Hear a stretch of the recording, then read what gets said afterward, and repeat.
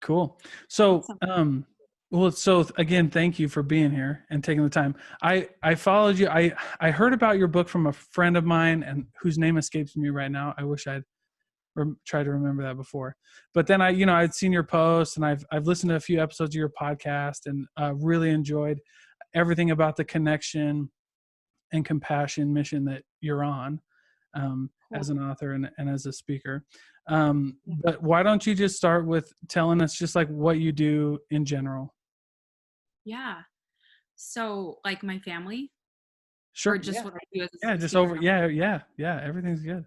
I guess that's such a big part of my life. It feels weird not to. So I have two kids. Good. Yeah. Sam is 5 and Lydia's turning 4 on Sunday. So that's really fun. My husband's Oh, name is nice. Rod. And I don't know exactly what he does for work. So maybe I shouldn't even try and explain that. But he works Fair for a enough. company called Qualtrics here Okay. in Utah. Yeah. Yeah. And he really enjoys that. He's a smarty pants. And yeah, I started, it's interesting. My journey as far as more in the public realm is I wrote a children's book and I started presenting it to school assemblies to little kids, and it's a fairy tale, but it teaches the lesson of self-acceptance. Oh, no. And Wow. then I realized that I really loved speaking to adults more than anything, adults and teenagers. And so one way to do that, and I wanted to be at home with my little kids, was to do a podcast, right? And that's Yeah. when podcasts were kind of becoming big and we were all figuring out what podcasts were. And then that just over, it's been 2 years now that I've been running that. And the plan was not to write a book, but it was just kind of, I always joke, it's like Frozen, the next right thing, just one thing led to another. And it just kind of was in my path. And so I did it. I did it during COVID. It took me, it was 3.5 months till my Yeah. deadline. And it was a wild adventure, which Holy is cow. so annoying when I explain about my book, because I know that people spend years and years trying to get published. And so I don't mean to be flippant about it, but it just felt meant to be. I was really blessed and lucky that way. So yeah, it's Yeah. Well, exciting. no, I know that, well, and everybody's journey is different. And I think that's important. And like you mentioned, right. But I think that publishing that book, especially during COVID, that's impressive. That's really, where did you, so you have the ICU podcast. The book is called ICU, How Compassion and Connection Save Lives. Where Yeah. did the idea for the podcast come from? Like, what got you involved in speaking with adults and teenagers about this topic? Right. So it really came about just from my own life experiences with Okay. needing compassion and connection. When I turned 21, I had my first total mental breakdown, PTSD like experience. I think that they would say, I've never been given official diagnosis, but all through my 20s, I battled with mental health struggles with anxiety and depression and flashbacks. And it was pretty severe, made me like completely Mhm. unfunctional at times. And so, but I Mhm. really feel like it was the compassion and connecting with other people that saved my life over and over again. And so I believe that, and I will take that to my grave, that I believe that it's other people in our relationships and people having compassion on each other and connecting with each other, that it is the antidote to almost every problem in the world today. And yeah, this all happened before COVID. Obviously, I started this mission before that, and I signed a contract to write this book before that. And it feels very pertinent to what we're dealing with as a world today. Mhm. Oh yeah. Well, I think I don't. That's kind of what made me want to reach out to you. The whole thing with my podcast is I try to interview like small business owners and influencers and stuff like that. But I personally have a passion for that whole science behind connection, behind empathy. Um, I'm certainly a huge proponent of like therapy and things like that for people. But I know exactly what you mean about this whole the whole idea of connection. I think that solves a lot more problems than we even realize, like currently. Like obviously it helps people get out of like you know um these kind of like mental health issues and things like that, but it's also been tied to like addiction and things like that, helping people out in that realm. And it was funny because before this pandemic like officially started back in January, my dad had to go to the hospital and was in like ICU and things like that. And I could tell the difference between like days that we weren't able to be there because of work and other things and days we were there. Like his whole his, like, actually, even his physical progression, made a difference because we were there, right? Right.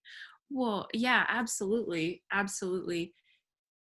Yeah. I say this in my book, but it's like, even if you don't have struggles with mental health, because it's not a book specific to just helping people with mental health issues, but at the very least, compassion and connection just makes your life so much more fulfilling. And if you Mhm. don't have it, if you're lacking it, then it leads to a really unfulfilling, unrich life, and it just feels like you're living below your privilege even. And of course, Mm. the worst extreme we see when we lack um, compassion and connection in our lives is we see suicide rates, rising. And Yeah. I have some experience around that issue Mhm. as well. And so it's so important and it's so needed right now. And I just wish we could like scream it to the world, because it's what I we need right now. We cannot turn on each other right now. And that's Yeah, what's happening in some cases. Not everywhere. You see a sure. lot of light right now, but there are a lot of cases where you see people turning on each other. And all I can think is that's like the downfall of society always, is Mm, when we start turning on each other. yeah. We need Well, to find a focus especially on. Yeah, well, especially as humans, like, we're built for connection, right? Like that's what we're built for. We're built to be with each other and around each other, and and support each other and things like that. And one thing I really like about some of the things that I've heard you talk about is the compassion side of it, and like just being able to reach out to people. How do you feel like you made the funny, like, turn of phrase, but how do you feel like you made the connection between compassion and connection, right? I think a lot of it came from becoming a big fan of Brene Brown. Oh yeah. You read a She's lot of Brene Brown? she's fantastic. I love every one of her books. Dare to Lead, um, The Power of Vulnerability, all that good stuff. Yes. She's a powerful force for good. And she was a big part of my healing process from Mhm. events from my childhood that I had to start dealing with and heal through. Mm. And that's just, I look back, and I think she has three components for what she calls wholehearted living and the gifts of imperfection. And she talks about courage, compassion, and connection. Mhm. And while courage, I think, is absolutely needed, what I felt like was my message to share was, as I thought about, and I have papers where I wrote words down when I was exploring what exactly do I want this all to be about.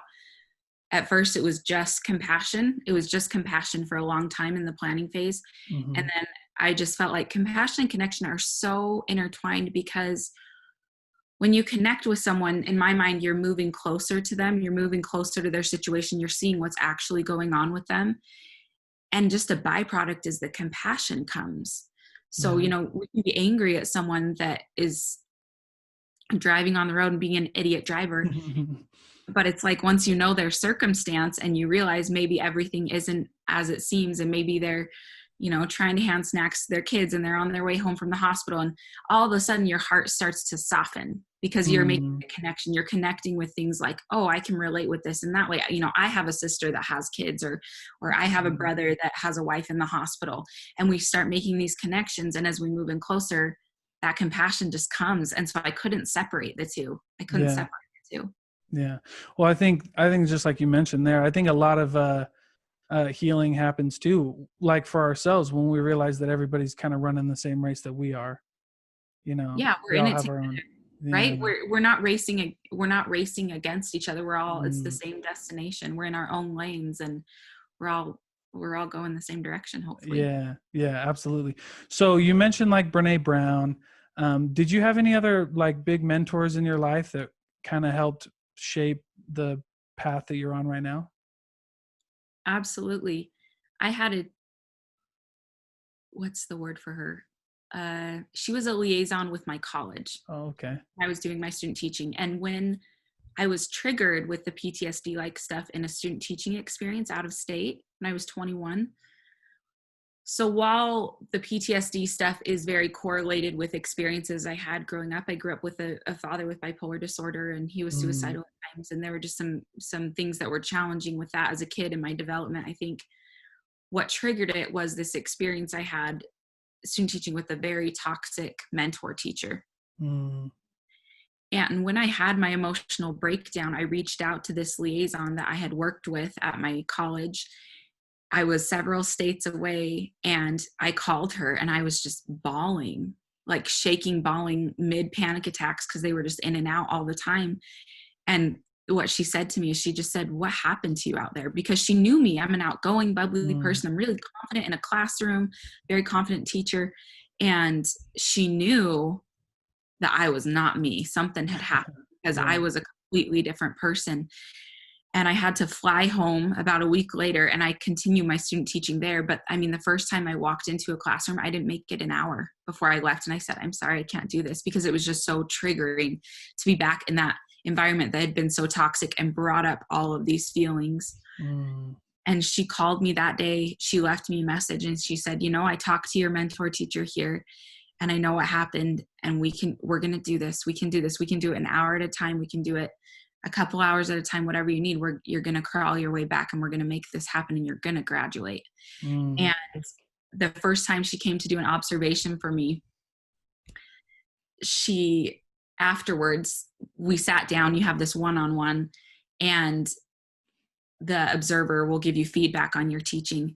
And she had the paper and she had my scoring, and she just set it aside and she reached her hand and held my hand, and I just fell apart because I was still in the middle of just trying to figure out what was going on with me mentally and emotionally. And she just said, "We don't need to talk about that right now. Right now we need to talk about you. What's going on with you? How are you? Mm. How's the depression? How's the anxiety?" And to have a mentor like that, that will just see you at your very worst and say, "We are going to do this together. I'm going to hold your hand. Like, all bets are off. I will do whatever you need." I mean, it changed my life. I don't think I would have Mm. graduated college. I don't think I would have become a teacher. I don't know if I ever would have stepped in a school again, you Wow. know? Yeah, wow, that's a beautiful story.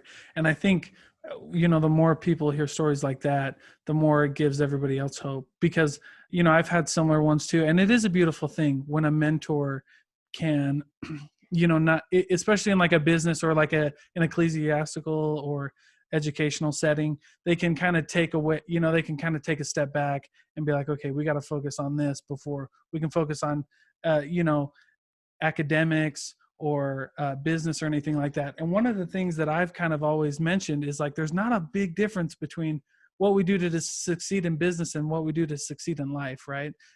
Because we got to heal and we got to get going before anything else can start moving up.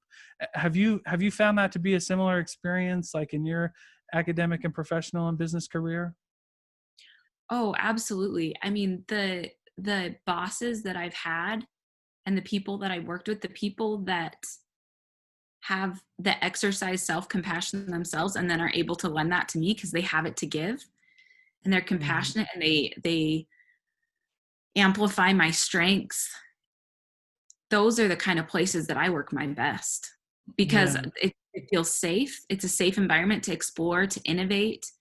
And so when I feel seen, when I feel like my boss or my coworker cares what's going on with me at home and they care about me and our relationship, I mean, I'll follow them anywhere, right? Yeah. Yeah. And so I would agree that it's the same. It's the same in business, it's the same in school. It to me, it really is the answer to everything. And while there's other resources needed, like you talked about, like therapy and medication, if it's a mental health situation Hmm. or a Yeah. physical health situation, and I Yeah. use all of that, but there's nothing that takes place of that human just essence that we have, that light that we have to share with each other, that connection that you can create with another human. And even people that say they don't need other people, I don't buy it. I think I Yeah. call BS on that, like I'm a pretty extroverted person, so I recognize I might Right. need people more than the average person, Sure. but I think everybody needs people. We're, like you said, and Brene says it too, we're hardwired for connection. We just need each other, and we Yeah. blossom when we're together. Yeah. Oh, yeah. Well, and things just start to happen that normally wouldn't happen when we have each other, right? Ideas start to form, peace starts to form, right? So I really like that. But tell us, I'm really interested because I like write a little bit as far as like articles and stuff, but never a book though. So what was your experience like finding a publisher, finding like a book um, editor, and things like that? Like, what was your journey like writing the book? So it came about through some interesting events.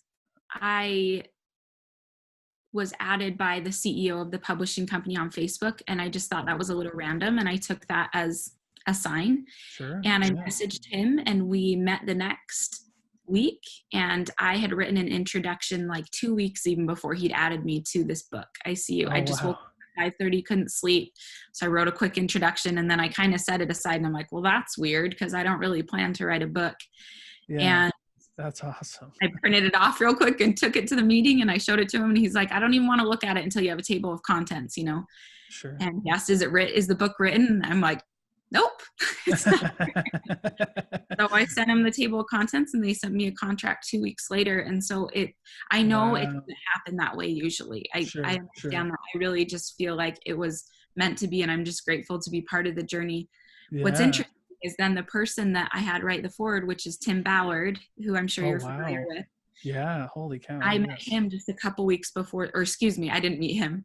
I met his right-hand man that helped him start it, Yeah. that walked across the street to him to his house and said, we got to do something about this. You got to do something about this, as he was doing like CrossFit in his front room. Yeah. Yeah. So I met this buddy of his at a conference I spoke at in San Diego, and he followed my podcast and loved the work that I do. And so we kind of have gone back and forth and created a really good relationship. And so when I got this contract, I couldn't stop thinking about, the person that I would really love to write this forward is someone that I just think embodies this message so well in reaching out and doing something about it and showing up for people. And that's Tim Ballard, Wow. the CEO and founder of Operation Underground Railroad. So I called my buddy and I said, is there any chance you think Tim would get in on this? And he said, I think so. And so we worked it out, and he wrote the foreword for me, and he did a beautiful Holy job. cow. And I don't know, do you want me to explain at all about what Sure. they do at OUR? Well, so, yes, there's some people who might not know. I mean, I certainly know Tim Ballard and their mission and have like volunteered and stuff, but Right. but some people might not. So yeah, go ahead, because I think that's awesome that he was able to, that you were connected like that.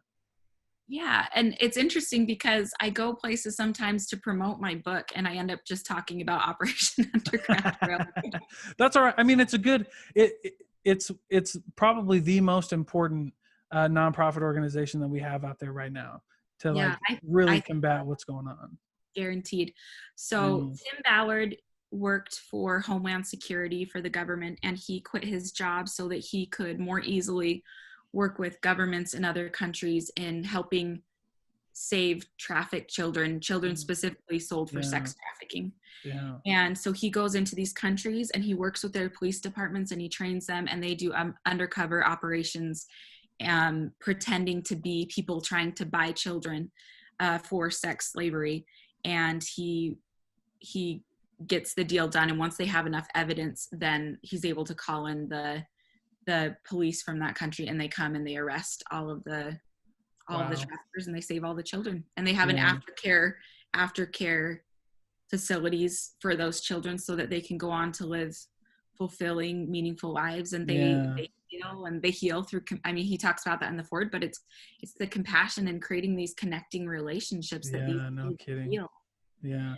From just unspeakable things. Yeah, I think, well, and that's that we kind of had mentioned that earlier, but that's kind of what I was talking about when connection does a lot more than we even realize at first, because that's exactly what happens. You'd never think that something as simple as empathy and compassion and connection, along with, I say simple as the pattern. I know that logistically it's not simple, but connection and compassion can go long ways, healing, even children who were victims of these heinous crimes, right? Absolutely. The pattern, that logistically, I know that it's not as easy as, it's easier said than done, but, certainly it can be done. But I like what you said about it being simple, because while it can feel hard sometimes, it really is a simple message, and that you just need to see people how they are, and that just complex human beings that are struggling and trying to figure it out just like you. And that doesn't mean, there's a part about this in my book, that doesn't mean that we don't have court systems, that we don't send people to prison when it needs to happen. Compassion is letting people also fail when they need to hit rock bottom, so they can start again. That's compassion. And Right. so it really is a simple thing we need to do, but it's hard when we have so many distractions right now, and we're complex human beings, and we got a lot of feelings, and we got our own pride, and we're doing our best. But I just think we need that reinforced reminder of, we're just all human beings. We're all human, and Right. we just need each other, and we can do anything when we're together. It's when we're Right. isolated that I think problems start. Oh yeah. Yeah. And certainly like a lot of problems start with, thinking that you're the only, like that there's no one else like you out there or anything like that. Like I had a lot of experiences like that when I was, I volunteered for the crisis text line for a really long time as a crisis counselor.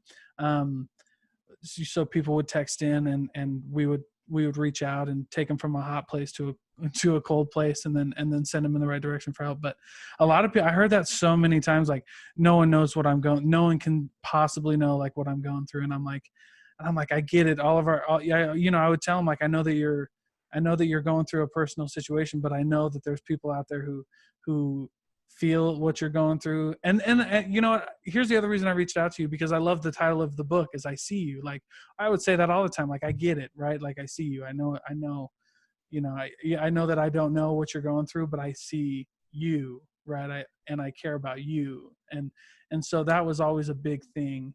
When you're talking to youth, especially, how do you feel like you deal with, how do you feel like this book resonates with like teenagers, especially because we brought up like, you brought up like the suicide rates, and the mental health crisis and things like that. How do you feel like this works with teenagers? That's a really great question. I have spoken more to adults, but I just think these teens need it so bad. And especially, oh man, they are just getting plummeted with growing up with social media. Oh I think yeah. it's got to be a different. How old are you? Can I ask that? Yeah. Oh yeah, you can. I'm 26. Oh, okay, cool. And I'm 30. So you're a little bit younger than me, but I didn't get a cell phone until my senior year of high school, I Oh, think. yeah. When Yeah. did you get a phone? I How old got were you? so yeah, my parents, like, I got a phone when I was like a freshman, I think, in high Okay. school. Yeah. And for now, I think nowadays that's pretty old. Yeah, yeah, it is. I Shocking, mean, because I used to think I was young, but that's pretty old, right, um, compared to a lot of people, I think. right. Well, I still remember pagers and like brick phones and stuff. Yeah, So, like like was it the barely. Nokia? What was the first phone, that brick cell phone? Oh Nokia? yeah, it was like a Nokia or something, or I like think a so, yeah, Motorola or something like that. yeah. Anyways, go back to your question. How does this Yeah, book resonate with youth? Holy cow, yeah. just our youth need the ability to connect with people in real life. And Yeah. we can spend all day talking about those millennials or Z generation, or I think I'm actually technically a millennial. I'm not sure. Are you a millennial? Are So you? I am, but I feel like I feel like it's been kind of weird on that, because they had millennial, and then the one right after me, I think the Gen Z, right? But then they had like a one in between, and I don't know. I think I'm a millennial. XRQYN. Yeah. Yes. Um, no, but I just think that we can all day, we can complain about, they don't know how to do this, they don't know how to do that. But the thing is, Hmm. like, we have to teach them. We Right. have to teach them. And so for me, as an adult, I struggle with my phone, right? I Hmm. struggle to separate myself from it and just be in the moment with other people and to cultivate those relationships not on the phone. And so I just look at myself and I think, if I struggle as someone that goes to therapy fairly regularly, that works really hard on like making sure she's exercising, if I'm still struggling and I'm pretty mentally aware because I know how much it affects me, how in the world is a 12-year-old supposed to handle this? Oh And I yeah. think that if these youth could really continue to learn to see each other in real life and not on a screen, I think it would do wonders for them, and give them the ability to save each other from that isolation that's creating so much depression and so much anxiety, and in the most extreme unfortunate case is suicide. I Yeah. think that Yeah. the ICU message is so pertinent to them, and I hope that it will get in the hands of some of those teenagers. I would love that. I th- Or I very hope least. so. Yeah, I hope so too, because I just feel like, you know, um I feel like everybody needs the message of the book. I feel like everybody needs that message of compassion and connection. But man, the youth and like teenagers, it's just so tough. Not only are you going through like, you know, the physical changes and the emotional changes, right? But then you throw on top of that like not being able to see anybody. You know, you're in school like twice a week or something like that, and it's really hard, man. I just, gosh, I really feel like that's where I feel the most kind of like pull is, you know, saving some of our kids like mental health, because if they can see each other, right, and then they and their parents can see, and everybody's just, if everybody can realize like that compassion aspect, then we're all just working towards the same thing, right? We're just trying to go in the same route. You know what I mean? Because you spoke a lot, you mentioned this earlier, you spoke a lot in schools, right? So was that mostly high schools or elementary or? At the time, because it was a picture book, I focused Okay. on elementary, but I have done quite a few like religious Sure. meetings, and worked with like some after school programs and stuff. Yeah. And that was powerful. I mean, I had the kids writing letters to themselves. Wow. They were having a rough day, because that's something I've done and felt really, really healing when I'm starting to have compassion for myself. And I mean, you have kids just weeping because they need to hear the things that they have in them to tell themselves, but they just don't tell themselves. And then sometimes I'll do a circle activity with them, and it's the same reaction, and it's them telling each other affirmations that they need to hear. And again, it's just the tears are falling, because it's hard for them to even accept that love for themselves, you know. But also I think there's tears, and I've seen this in every age group. I've seen this with adults, I've seen this in teenagers, and I've seen it in kids, this very same circle activity where I won't take time to explain it, but basically you're hearing different affirmations that other people know that they need to hear themselves. They come up with one for themselves, and then they're telling other people it. So you sit there and you listen to all these affirmations of what other people need to hear, and it's the same thing they need to hear. And so everybody is just like, oh my gosh, I had no idea, because I'm having these people walk by me saying, you are enough, you are special, you are worthwhile. And that means that person is saying that's what they need to hear. So that means I'm not alone, because that's what I hear out, and that's touching to me. And they just, all of a sudden, it's like, we're all the same. We're all on equal footing. We're not alone. It's like the craziest. I think I changed the name of the chapter in it, but it was before like the greatest lie ever told. And it is the greatest. Just, it's insane that we believe that we're alone, when it's literally permeating like almost every household that I know. They know someone that it is. It's you are alone thing is just not true. And yet that's what isolation makes you feel. It makes you feel alone, because you know, for whatever reason, you are physically alone, or you just feel mentally and emotionally alone. And that's the great lie of depression, you know? No kidding. I've totally seen that. And you kind of touched on this in your answer to the other question, but I just kind of want to ask it a different way. But why do you think that's the greatest lie ever told? Like, why do you think so many people believe that we are like alone? Well, I have a couple answers to that. One, I do think technology has been a really awesome, positive thing. And I think you would agree with since you're already nodding, I think you'll be with me on this. I think that it has also played a very large part in making us feel more distant from each other, because we don't call on the phone. We don't hear each other's voices much. I mean, it feels uncomfortable almost to talk to people in the line at the store. When I ask them how they're doing, I feel like sometimes they're just like, why are you talking to me? Why are you talking to me? You know, why are you that's tough. Just on someone's podcast the other day, and they were talking about how they'd walked through a restaurant and they saw this couple, and he's like, I bet they felt like they were having a wonderful evening, but they were both just looking at their phones during their date, you know? Me and my husband have to like remind each other during a date, like, me too. I'll just leave my phone at home, because it's too much of a temptation. And it's not, I just think that it's just that constant, we can always be doing something more. And as for me, as a doer, I always want to be doing more. But the more I do, the less present I am with the people in front of me, and the more the more that lie can start to feel true of I am alone. Yeah. And other people feel like they are alone because I'm not giving them my attention. No, I'm totally with you on that. I think technology had pros and cons, and the pros is, it's almost kind of weird. Like the pros and the cons are almost the same thing. Like the pro is like we can connect with people anywhere, but the con is that we're not connecting in a natural way, right? Like it's a quick message on Facebook maybe, or a comment on a post or something like that. And it's so hard to get a message across on social media. Like even in our podcast here, we might talk for 30, 45 minutes. And even that, is hard to get your full message across. And you know what I mean? So I can't. It's not quite the same as in person. Like we don't connect quite the same way. It's better than a phone call, right? It's better than a text conversation. Yes. But it's not the same as having human energy in the same room with you. There's a difference.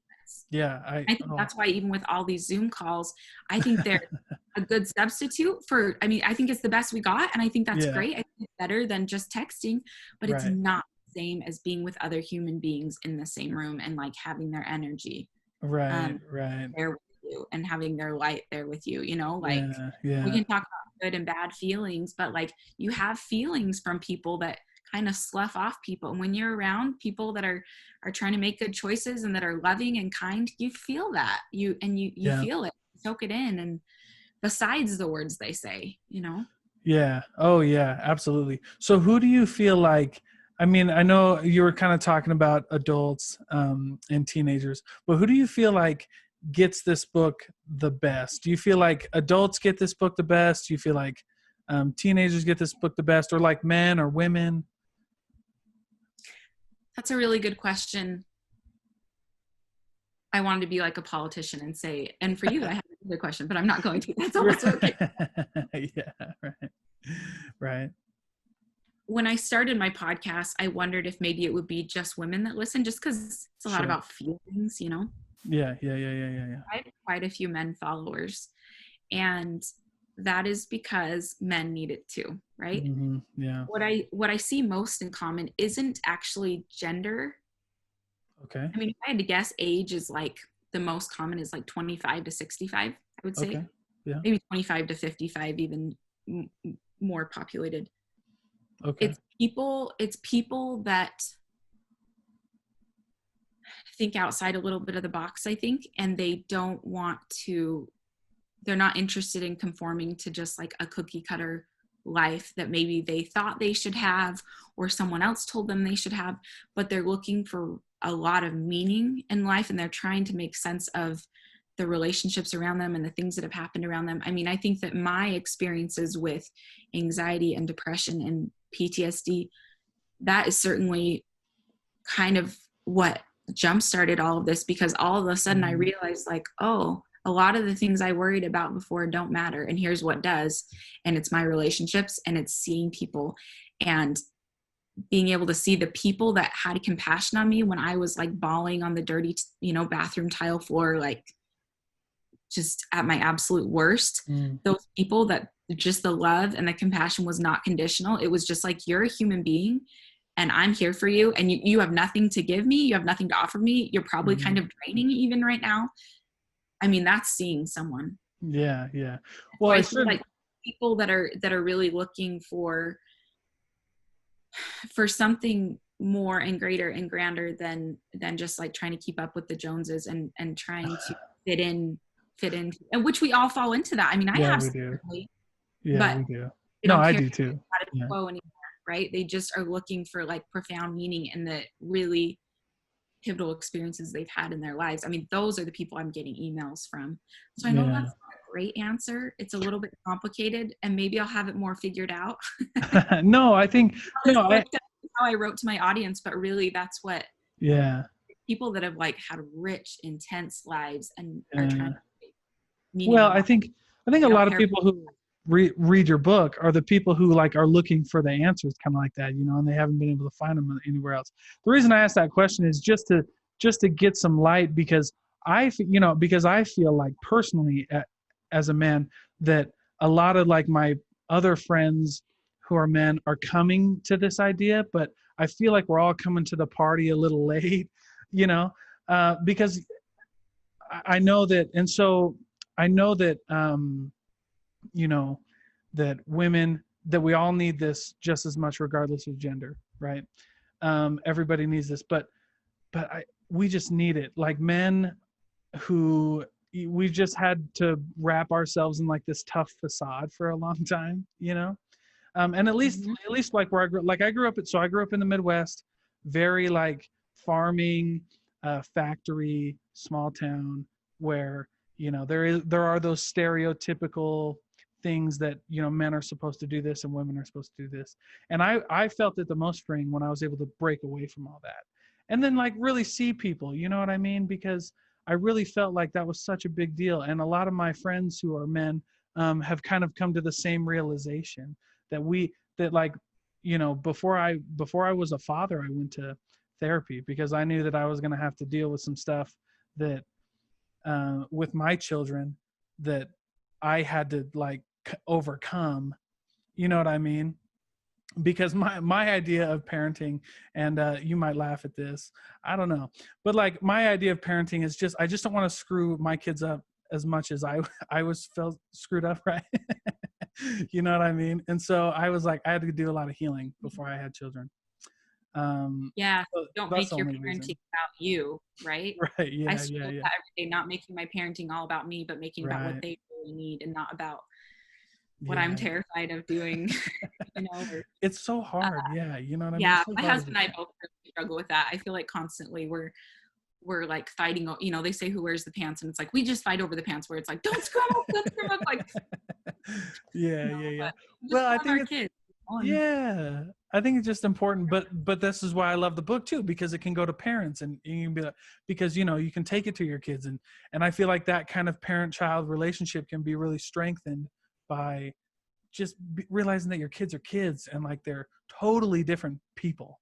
Like I know I love to say like my daughter and my son are like me, but they're also so different from me.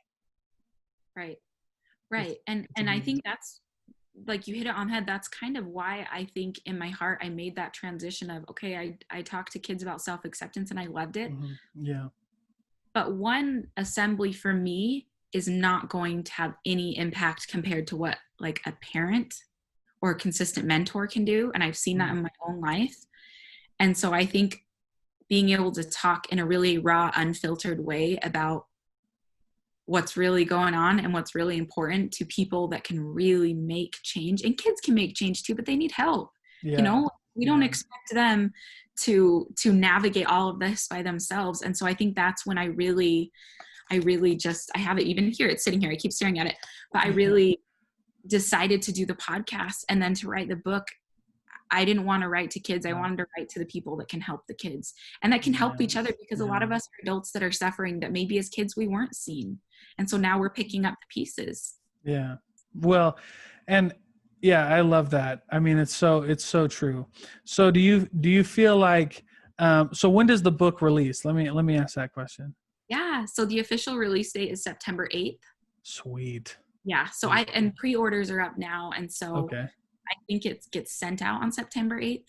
Sure. And there's also a bracelet with it, which is kind of Oh, fun. If cool. Wow. there's an option to buy a bracelet, and I made it for women and dudes. That was really important because I was like, this is not a female thing, and Yeah. Yeah. never responding to that. And so I don't even have the bracelet yet. I get a book. I already have the book. I don't have the bracelet yet. But That's awesome. but yeah, I'm really excited about it, and I hope it's just a really Yeah. S- yeah. bright hard So time. from like so from a business perspective, did you ever think, and you kind of mentioned this before, um, so what do you do right now? Do you work outside of the home? No, I don't right Okay. now. Okay. How was it for you though? Did you ever think you were going to be an author? Did you ever think that you were going to write a book and start a podcast and do all these amazing things? No, So what especially made you, about this what, topic. I yeah, left. So my dad struggled with a mental illness, and I really okay. love my family and love my parents. But when I left and started a new relationship and a new family, I was very done with that, and that would never enter my home again. And Mm, so for me, myself to struggle, you can understand why. I mean, the second I noticed it in myself, I was in a very dark, bad place for a Yeah. long time. Yeah, Um, it's tough. and so not only did I never think I'd write a nonfiction book, but I never thought or do a podcast, but I never thought I'd like say the words depression again, like Mm, depression, anxiety, unless I was talking about like, yep, that was before, like I feel bad for them and that was hard, but I never thought I would be like talking about admitting to myself that I ever struggled. And so, no, I never thought I'd write this book and I never thought I'd do that podcast. Absolutely yeah. not. Life What is what what gave you the gumption, the go ahead to do it? well, I think people seeing me and seeing how it literally saved my life. Mom, I'm done. Okay, can you go downstairs for just a second? But Mom, my movie's done. Okay, you guys can watch something else for just a second, okay? Mom, I turned it off. Okay, can you have Dad help you real quick? Okay, thanks, bud. Sorry. You're I good, don't no know worries. edits at all, but it's real You're life. good. It is, yep, no worries. I had a friend specifically though, so I'd been going to therapy for a while. I had a friend that I connected with through our therapist. She connected us and we met at a park, and my therapist had said, I really think you two would get along. You've had some similar experiences. And we became so close. I mean, because it's like we saw each other, right? We understood each other. It's like, I got you. I get you. I understand you. Yeah. And a year later for my birthday, she gave me a bracelet that said, I see you. And it Oh, just was a reminder of like, I am always there. I witness your life. You're not alone. God sees you, or if for you, if it's a higher power or whatever you think this universe run. And so I would wear that, and that was a reminder to me. And then I could even, if she was having an awful day, I could text her and just say, I see you. And it was like, I get you. I'm with you. I notice you. I know you're hurting if no one else does. And I'm not mad at you for it. It's all okay. And that's what really inspired the title and the mission for all of this, was just that I think everybody needs that. Wow. Well, I think that's a great thing. And you know what? It's a common theme too, because I've interviewed a lot of business owners and influencers like that, and they all start the same way. And but it's a beautiful thing how life changes. But like, we've been talking about, if you don't have the compassion and connection with yourself, being able to go forward and try something like this and to put out a book and to be vulnerable. Because I mean, do you ever look in, and this will be one of my last questions, but do you ever look at yourself after writing the book, after speaking these events, you're like, how the heck did I get here? Yeah. What's that conversation like? You're like, man, I wrote a book, and what if no one likes it? I'm sure there's going to be a lot of people who like it. Right. But I mean, that's a fear, right? At least like my sisters, right? I'll read it. I like it. No. Yeah. No, I do. Sorry, will you say the question one more time? My brain just went blank. What did you say? Oh, sure. No worries. So, do you ever feel like, how do you feel about writing the book? Like, because you go through these things and, what if people don't like it? And I can't believe I wrote the book, and it's very vulnerable. Well, I think it's a lot like imposter syndrome, right? Sure, where you're like, where I look at this book and I'm like, do people know that I like don't have any clue what I'm doing in life? Like, do they know? I think that's beautiful. Yeah. Out, like, you can get your name on a book now. No. But I think that's how everyone feels. I think that's how everyone feels that tries to do great things. And I think if I had not, I still struggle with self-compassion. I'm not over that. Sure. However, I could never have done something like this from a place of pain. I had to do a lot of healing first, because I can't give if I'm not okay inside. And so I think now I'm to the point where, I've experienced a lot of challenging moments and challenging periods of my life that were so bad that I also kind of feel like, what's the worst that can happen? Like, I'm not really afraid of very many things anymore, because I feel like in my brain, the worst thing that could have happened probably was that I would have struggled like with mental illness like my dad. And so that happened. And now I'm like, I'm an open book about it. And so it's just kind of like, what's the worst that can happen, But no, I feel, having said that, I do feel very confident in what I wrote in this book, and I had to do it quick, but I felt very led and guided, and I feel very grateful for just that inspiration that came in. And I'm grateful to have a book that I feel really confident in handing people, because I, in a for my own spirituality, I don't feel like it was just me writing it. And so it's easier for me to promote it because I just feel like I probably will read things in there that I don't even realize I wrote, but truth is truth. And it That's doesn't awesome. mean I'm perfect and it doesn't mean I do it perfectly, Right. but I believe this book is truth. Well, but yeah, but that's the best thing about doing something as a human being is like, you just you do what you feel like you got the right thing, right? You feel like you got the right thing to do. And so you just do it and then you just go with it. Right. But you're true to yourself. So I love that. So 2 things before we go, where can people find your book? First thing. So it's out for pre-order right now. If they wanted to pre-order, where could they do that? Yeah. So just on my website, Okay. which is julieleespeaks.com. Okay.